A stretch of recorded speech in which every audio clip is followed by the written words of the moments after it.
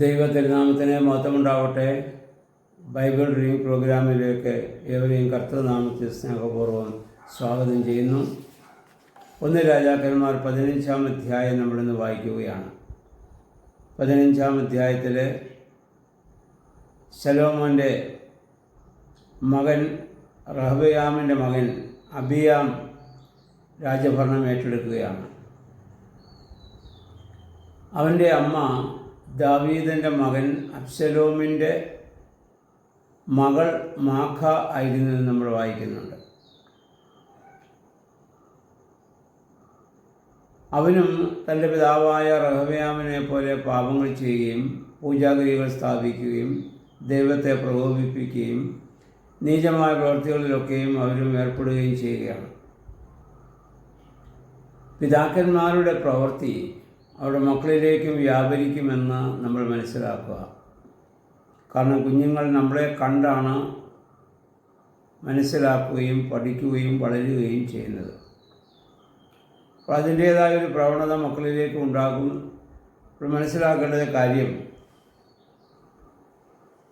ദാവീദിൻ്റെ ജീവിതത്തിൽ വാസ്തവത്തിൽ അവനൊരു പ്രാവശ്യം മാത്രമേ പാപം ചെയ്തുള്ളൂ. ഒരു ദുർബല നിമിഷത്തിൽ മാനുഷിക ബലഹീനതയാൽ സംഭവിച്ചൊരു കാര്യമാണ്. അതിനുശേഷം ദാവീദ് അങ്ങനെ കഠിനമായ പാപങ്ങളൊന്നും ചെയ്യുന്നില്ല. ആ ഒരു പാപം ചെയ്തതിൻ്റെ പേരിൽ അവൻ പശ്ചാത്തപിച്ച് ദൈവസ്ഥന് യഥാർത്ഥമായി പശ്ചാത്തപിക്കുകയും അവൻ എഴുതിയ സങ്കീർത്തനമാണ് 51-ാം സങ്കീർത്തനം നമുക്കറിയുകയും ചെയ്യാം. നമ്മളും എല്ലാ ദിവസവും എല്ലാ ശുശ്രൂഷകളിലും പ്രാർത്ഥനകളിലൊക്കെ ആ സങ്കീർത്തനം ആവർത്തിച്ച് ചൊല്ലുന്നവരാണ്. എന്നാൽ ദാവീദിന് ശേഷം വന്ന അവരുടെ മക്കളൊക്കെയും കൂടുതൽ പാപത്തിലേക്ക് പോകുന്നു. കാരണം അവർക്ക് പ്രതിസന്ധികൾ അധികമില്ല. ദാവീദിനെ സംബന്ധിച്ചിടത്തോളം പ്രാണരക്ഷാർത്ഥം ഓടി നടക്കുകയാണ്. ശൗൽ അവൻ്റെ വലിയൊരു ശത്രുവായിരുന്നല്ലോ. അങ്ങനെ പ്രശ്നങ്ങളില്ലാതിരുന്ന ഒരു ദുർബല നിമിഷത്തിലാണ് അവൻ പാപം ചെയ്യേണ്ടി വന്നത്. അപ്പം മനുഷ്യ ജീവിതത്തിലുണ്ടാകുന്ന ഓരോ പ്രതിസന്ധിയും ദൈവം തരുന്ന അനുഗ്രഹമായി നമുക്ക് ഇത് മുഖാന്തരം കാണാൻ സാധിക്കണം.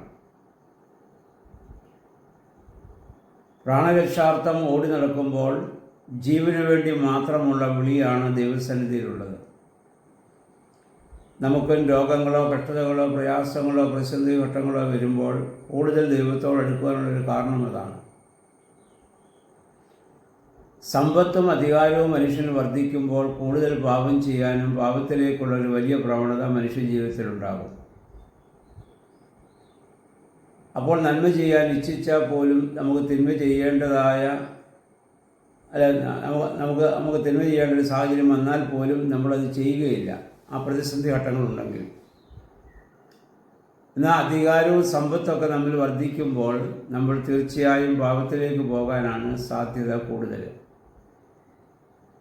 യിരെമ്യാ പ്രവചനം 2-ാം അധ്യായത്തിൻ്റെ 1-ാം വാക്യം, യഹോവയായ ദൈവം യിരെമ്യാ പ്രവാചകൻ മുഖാന്തരം സാഹചര്യത്തോട് പറഞ്ഞു, മരുഭൂമിയിൽ വിതയ്ക്കാത്ത ദേശത്തെ നിൻ്റെ ഭക്തി, നിൻ്റെ യൗവനകാലം. 40 വർഷം അവരുടെ യൗവനകാലമായി യഹോവ കാണുന്നെന്ന് ഇന്നും നമ്മൾ ചിന്തിച്ചിട്ടുള്ളതാണ്. ആ കാലഘട്ടങ്ങളിൽ അവർക്ക് സ്വന്തമായി ഭൂമിയോ കൃഷിയോ മറ്റു വസ്തുവകളോ ഒന്നുമില്ല. എല്ലാത്തിനും ദൈവത്തോട് പ്രാർത്ഥിക്കേണ്ട സാഹചര്യമുണ്ട്. അപ്പമില്ല, വെള്ളമില്ല, ശക്തമായ ചൂട് അല്ലെങ്കിൽ ശക്തമായ കാറ്റ്, ജീവിതത്തിൻ്റെ എല്ലാ തലങ്ങളിലും പ്രതിസന്ധിയാണ്. അപ്പോൾ ആ സന്ദർഭങ്ങളിലൊക്കെ ദൈവത്തോട് കൂടുതൽ അവർ അടുക്കുകയും ദൈവത്തിന് പൂർണ്ണമായി സമർപ്പിക്കുകയും ചെയ്തു, ആ കാലഘട്ടത്തിലെ ഭക്തി. എന്നാൽ കനാനിൽ വന്ന വസ്തുക്കളും ആടുമാടുകളും സമ്പത്തുകളൊക്കെ ആയപ്പോൾ അവർ ദൈവത്തിൽ നിന്ന് അകന്നു പോവുകയാണ്. ഇവിടെ ഈ രാജാക്കന്മാർക്കൊക്കെ സംഭവിക്കുന്നത് തന്നെയാണ്. ഇന്ന് സമൂഹത്തിൽ മാത്രമല്ല, സഭയിലും ഇതൊക്കെയാണ് സംഭവിക്കുക. സഭയിൽ പീഡയുണ്ടായിരുന്ന കാലത്ത് സഭയിൽ ആർക്കും പാപം ചെയ്യുകയില്ല. പ്രാണരക്ഷാർത്ഥം എല്ലാവരും ഓടി നടക്കുകയും ദൈവത്തിൽ കൂടുതൽ പ്രാർത്ഥിക്കുകയും സമർപ്പിക്കുകയും ചെയ്യുന്നു. സഭയ്ക്കും സമ്പത്തും അധികാരവും ഒക്കെ വരുമ്പോൾ അധികാര സ്ഥാനത്തുള്ളവരും കൂടുതൽ പാപങ്ങളിലേക്ക് പോകാനുള്ളൊരു കാരണം ഇതാണ്. അവർക്ക് ജീവിതത്തിൽ പ്രതിസന്ധി ഘട്ടങ്ങളില്ല. പ്രതിസന്ധി ഘട്ടങ്ങളുണ്ടെങ്കിൽ മാത്രമേ നമ്മൾ ദൈവത്തോട് അടുക്കുകയുള്ളൂ. അങ്ങനെ ചിന്തിക്കുമ്പോൾ ദാരിദ്ര്യവും കഷ്ടതകളും ദുഃഖങ്ങളും അങ്ങനെയുള്ളതായ നിരാശകളൊക്കെ അനുഗ്രഹത്തിൻ്റെ ഭാഗമായി കാണാൻ നമുക്ക് സാധിക്കും. അപ്പോൾ അതുകൊണ്ട് ജീവിതത്തിൽ തരുന്നതായ ഓരോ പ്രതിസന്ധി ഘട്ടങ്ങളും ദൈവത്തോട് അടുക്കുവാനുള്ള മുഖാന്തരമായി നമ്മളതിനെ കാണേണ്ടതാണ്. 9-ാം വാക്യം മുതൽ നമ്മൾ വായിക്കുന്നു, ആസ എന്നൊരു രാജാവ് കുറച്ചുകൂടെ നീതിപൂർവ്വം പ്രവർത്തിക്കുന്നതായി നമ്മൾ കാണുന്നുണ്ട്. അവൻ്റെ വല്യമ്മയും മുമ്പ് പറഞ്ഞ അബ്ശലോമിൻ്റെ മകൾ മാഖ ആയിരുന്നു. ആ സ്ത്രീ, ആ രാജ്ഞിയായിരുന്നു അവിടെ ഈ അസേര പ്രതിഷ്ഠകളെ കൂടുതൽ കൊണ്ടുവരാൻ വേണ്ടി താല്പര്യം കാണിച്ചത്.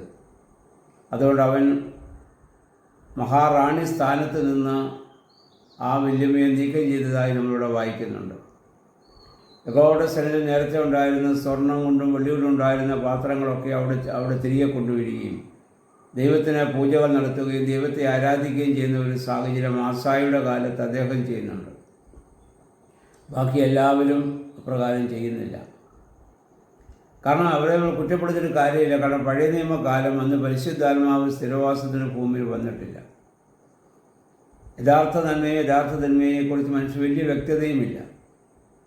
അപ്പം അതുകൊണ്ട് പഴയ നിയമകാലത്തുണ്ടായിരുന്ന രാജാക്കന്മാരിലും പ്രഭുക്കന്മാരിലും നേതാക്കന്മാരിലൊക്കെ കുറവുകളും വിലങ്ങനകളൊക്കെ സംഭവിച്ചിട്ടുണ്ടെങ്കിലും പുതിയ നിയമത്തിൽ അങ്ങനെ ന്യായീകരണം നമുക്ക് പറയാനില്ല.